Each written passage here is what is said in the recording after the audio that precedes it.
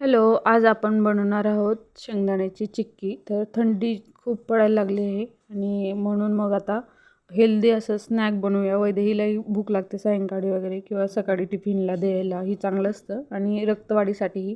म्हणून मग मी इथं 1 वाटी शेंगदाणे छान असं साल काढून सोलून घेतलेले आहे. त्याचे 1 वाटी गूळ घेतला, 1 वाटी शेंगदाण्यांसाठी आणि थोडंसं तूप टाकून त्याला छान असं वितळू देणार आहोत. गूळ शिजला की नाही असं बघण्यासाठी आपण एका वाटीमध्ये गूळ टाकून बघूया आणि थोडंसं चेक करून बघूया. छान अशी गुठळी झाल्यावरती आणि बाहेर निघाल्यावर छान फुटतो, म्हणजे तुटतो तो गूळ. तर तशा पद्धतीने शिजून झाल्यावरती 4-5 मिनटं व्यवस्थित शिजून घ्यायचं आणि नंतर आपण जे शेंगदाणे स्वच्छ करून घेतलेले होते ते टाकून मिक्स करून घ्यायचं आणि एका पाटावरती किंवा पिशवीवरती आपण तूप लावून घ्यायचं आणि तिथं हे सगळं मिश्रण टाकून व्यवस्थित अशा वड्या काढून घ्यायच्या आणि थंड झाल्यावरती अशा पद्धतीने वड्या कापून घ्यायच्या आहेत आणि छान अशी शेंगदाण्याची चिक्की तयार झाली. कशी वाटली रेसिपी तुम्हाला?